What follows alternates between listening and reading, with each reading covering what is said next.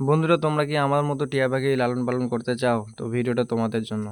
তো বন্ধুরা, দেখতে পাচ্ছ মিটুকে আমি কত সুন্দরভাবে আজকে সকালে কত সুন্দরভাবে খেলা করছি, দেখতে পাচ্ছ। তো দেখো মিটু কত সুন্দরভাবে তাকে চুমু খাওয়ার চেষ্টা করছে। মিটু আমার সঙ্গে চুমু খাওয়া যায়, কারণ আমি এইটা রোজ দিন তার সঙ্গে করে থাকি। কারণ সেটা তার জন্য একটা হ্যাবিট হয়, একদম ভালো একটা পজিটিভ দিক থাকে। তো দেখতে পাচ্ছ মিটু আর আমি কত সুন্দরভাবে সকালবেলা কত সুন্দর খেলা করছি। এই খেলাটাতে তোমাদের কেমন লাগছে অবশ্যই আমাকে কমেন্ট করে জানাবে।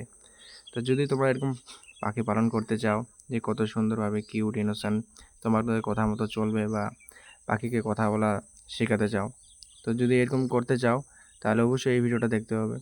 পাখিকে বন্ধুরা তোমরা যদি কথা বলাতে শেখাতে চাও, তো বন্ধুরা সর্বপ্রথম পাখিকে তোমাদেরকে সময় দিতে হবে। কারণ পাখিকে তোমরা সময় দিলে পাখিকে ভালোভাবে চিনতে পারবে। যখন পাখিকে চিনতে পারবে তাহলে তোমাদের মধ্যে একটা রিলেশনশিপ তৈরি হবে। তো পাখি কী চায়, পাখি কোনটা খেতে চায়, কোনটা খেতে চায় না, বিভিন্ন বিভিন্ন দিকগুলো তোমরা দেখবে, তাহলেই বুঝতে পারবে। আর যখন বুঝতে পারবে তখন পাখিকে তোমাদের কথা বলাতে খুবই সহজে হবে। আর পাখিকে যে কোনো কথা শেখানোর আগে সপ্তমে যেটা শেখাতে চাচ্ছ সেটা তোমাদেরকে বারবার তার কাছে রিপিট করতে হবে। যখন রিপিট করবে সেটা তখন বলবে। যেমন আমি এই মিটুকে আমি বারবার করে গুড মর্নিং বলি, মানে রোজ সকালবেলা। মিটু কিন্তু গুড মর্নিং বলতে পারে, বাদ বাকি এখনও কিছু বলতে পারে না, এমনি ইশারা বুঝতে পারে। সেরকম তোমাদের ইশারা বোঝাতে হবে। তুমি যেটা শেখাতে চাও সেটা তার সামনে বারবার বলতে হবে। এইভাবে পাখি দ্রুত কথা শিখে। আর পাখির সবথেকে হচ্ছে পাখির সঙ্গে ফ্রেন্ডলি বিহেভ করতে হবে। পাখি তোমাকে ট্রাস্ট করতে পারে। পাখি তোমাকে যখন ট্রাস্ট করবে, তুমি অটোমেটিক বুঝে যাবে যে পাখি কী চায়, কী চাচ্ছে না। তখন পাখিকে তুমি খুব সুন্দরভাবে ইজিলি কথা বলাতে পারবে, টেম করতে পারবে।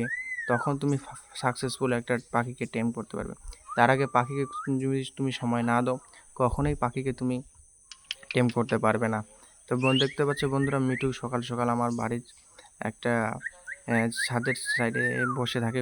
মানে পাখিকে সবসময় খোলা আকাশে রাখি দিই, কারণ পাখিকে খোলা আকাশে সত্যি খুব ভালো লাগে।